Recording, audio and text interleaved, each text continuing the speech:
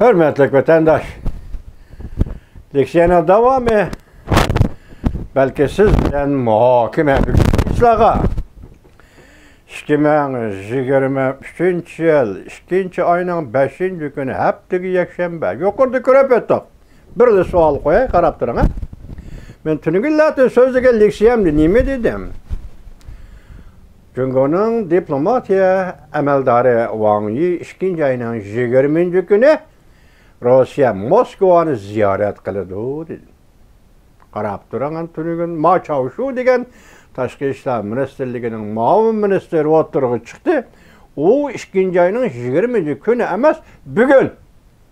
Bugün 5 ma 2. ayının 3. günleri hazır Moskova'da ziyaret ettik vatandaş. Nime kaldırap kaldı Cungo hükümeti? Wang Yi bardağa vakit 2. ayının 20. günü. Bugün Ma Çavuşu'nun Moskova'ya bir 2. günü, 3. günü hazır Moskova'da belki kayıttı. Nimige aldırap kaldı Cungo Kompartiyası. Bu bir. İkinci, Nimişka belgelengen Wang Yi, diplomat Wang Yi Moskova'ya barmay, Wang Yi'nin Moskova'ya berişini tutup, onun ornuna diplomatiya ministerliğinin muavin ministeri Ma Çavuşu Moskova'ya bardığan bulup kaldı. Sebep, Cungo'nun casusluk şarının Amerika hava boşluğunda peyda buluşu ve Amerika hava boşluğunda 4. günü düştüm burun etip düşürülüşü muşulağı münasebetlik işlemi. Orallaştırış, Cungo'nun orallaştırışı şundak mı? Lekin başta biz görüp ötken haberde nime? Emelileştirimiz, iki devlet oturuşluk ortak dönüşünü emelileştirimiz, şenşli köpeytimiz, münasebetini terakki kıldırımız şu geple hem de bu diplomatik ivarlardaydı. Lekin sen aldırap kapsan o. Cungo Kompartiyası zaten iş neyme? Ya da zaten neymiş var? 20. günü berip ziyaret kılıdığın Cungoluk diplomatla nimişka aldırap denip 2. 3. günde Moskova'ya bardığın bulup kaldı. Onun üstüne Wang Yi diplomatiya emeldarını kaldırıp Moskova'nı ziyaret kılıştı. Nimişken Ma Çavuşu'nu muavin ministerine verdiğin bulup kaldı. Bugün geldi bu haber yana. Tünün günü devam üstü de bugün Amerika avazının Xitay tili programısı verildi vatandaş. Biz qarap bakaydı. 1945 yıl 8. ayının 14. günü. Moskova'da Cungo Gomindan bilen Stalin, şu vaxtki Stalin Rusyasının oturusu da Cungo Sovet Dostluk Şərtnamesi imzalandı. Şərtname imzalandığı vaxtda del Rusya Irak şərqə Manjuriyaga 1 milyon kişilik asker çıkılıp Manjuriyada turvatkan Yaponiyanın Kanton armiyasiga qarşı turuşqa maqul boldu.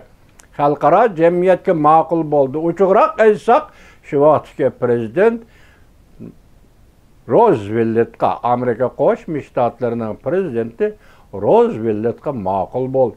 Şuna naiti ciddilik bilen Rus-Xitay şərtnamesi imzalanışı gerek idi. Mongoliya meselesi sözlenip bulundu. Şinjan meselesi sözlenip bulundu. Şinjan'da partlagan inkılapka yardım kılmayımız deyişti. Kural yarak vermeyimiz deyişti. Yaki toxtutumuz deyişiye geldi. Lekin Mongoliya'nın müstakilliği itiraf kılındı. Mongoliya ketdi. Del şu vaqtda Rusya Cungo şərtnamesiga imza koyduğan çağda Songzven Sunke degan diplomatla yoki Cungo'nun Taşqı İşler ministerleri peşniki qilib Moskvadan ketib qoldi. Dediki, biz vatan setish şərtnamesiga qo'l qo'ymaymiz dedi. İmza qo'ymaymiz dedi. Ularning nazarida hozir Taşqı Mongoliya qo'ldan chiqib ketdi. Şunlaşkı Cungo Gomindan hükümeti vatan satkan hükümet, vatan satkan partiye bulup kaldı. Bu şərtname şundak imzalandı. Şunlaşkı biz bu şərtnameyi imza koymayız dedi.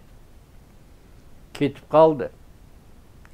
Zhang Jiexi'nin oğlu Zhang Jingao Moskova gitti şu vakta. O kişi şartnamaga imza qo'yishga jur'at qilolmadi, qo'l qo'ymadi. Çünkü bir yerde bu kişilerini şartnamaga imza qo'yishga oldiratgan ikkinchi bir erbabı, Cungo'nun siyasi erbabı Gomindang'ның ikkinchi qo'l odami desin bo'ladi, masalan, general He Yingchen. Zhang Jiexi'ye dedi ki derhal şartnamaga imza koy. Eğer şartnamaga derhal imza koymaydigan bolsan, Mongoliya ketdi, Şinjan'da mı ayrılıp kalısan dedi. He Yingchen planı degan planını Zhang Jiexi'ye şu vaqtida qabul qildi.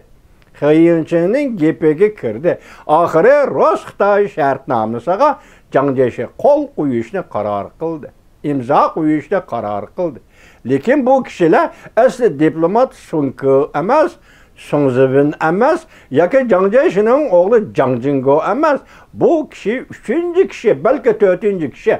Gomindang'ның Moskvada turishliq bosh elchisi Wang Jiashang shartnomaga imza qo'ydi.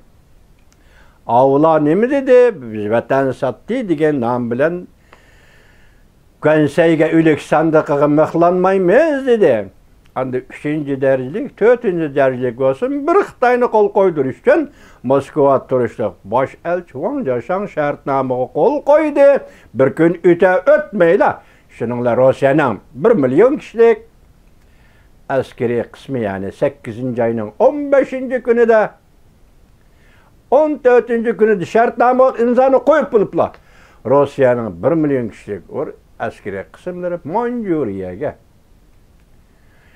Yaponiyaning Kanton armiyasi qarshi urush qilib Manjuriyaga kirdi. Bugun qarab baqayli, ya'ni shundaq bir oqibat bormi yo'q? Ya'ni shundaq bir ish bormi yo'q? Mesela ya'ni shundaq imzo qo'yilgan bir ish bormi yo'q? Wang Yi shuning uchun Moskvaga berishdi, voz kechdimi? Wang Yi şunun için Tashqi ishlar ministrligining muavin ministri Ma Chaoshuni oldirab turib 2. ayning 3. kuni tunugillatin Moskvaga avatdimi?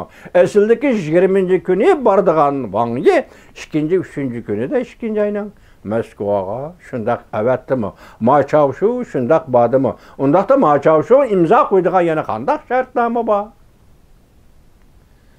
Gapning qizig'imish edi vatandoshim. Uning ustiga Wang Yi'ning Moskvani ziyorat qilishini, Rais Xi Jinpingning Moskvani ziyorat qilishini Rossiya Vedomosti gazeti e'lon qildi. Shundaqla Rossiya Sunniy hamroh agentligi e'lon qildi. Siz o'ylab baqing.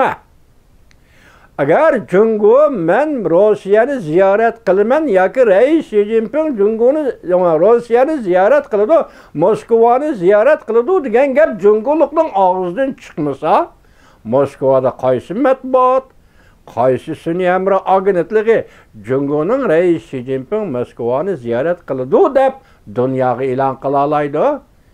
Dunyoda shunday ish bormi? Yo'q. Bunda tevekkelçilik, bunda bir taraflılık devletler münasebeti yok vatandaş. Sen demek Moskvaga barmakçı buldun. Sen Moskvaga 2. ayının 20. günü barmakçı buldun. Wang Yi 2. ayının 24. günü siz Rais Xi Jinping Moskvaga barmakçı buldunuz. Bu vakti hemini bekar kılıp 2. ayının 3. 4. günü tünügüllerdi, yakı bugüllerden hazır Ma Chaoshu Moskva'da yürüdü. Demek qo'l qo'yilgan shartnomaga qo'l qo'yishni Wang Yi başlattı degan gap. Rais Xi Jinping tunugun dedik, Moskvaga berish xiyoli yo'q dedik. Xiyolida voz kechdi dedik. Vatandosh Biyadizade. Nima ish bor? Nima ish? Endi bu yerda gap qaraganda, masalan, tunugun nima dedik? Sen sun'iy hamroh nima?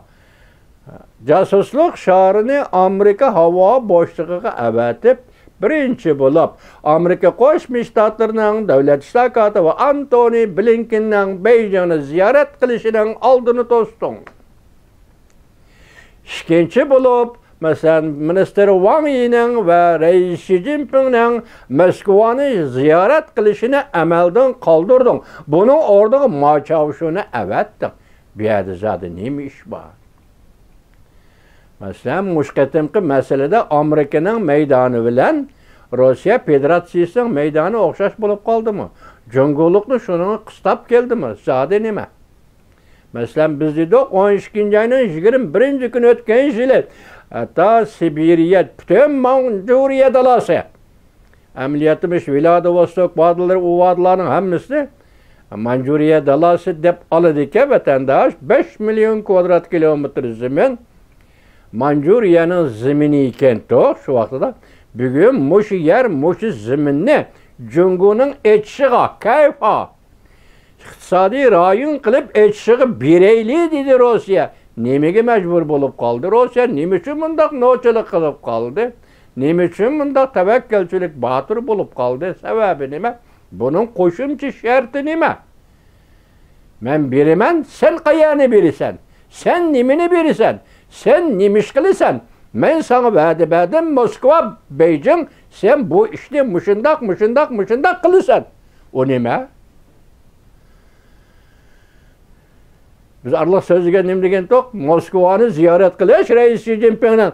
Bu yerda Amerika Qo'shma Shtatlarining besimi bor degan toq vatandosh. Men shuni matbuotlarda elib sizga matbuot so'z bo'yicha yetkazdim ha vatandosh. Sadece bu yerda nemish bor?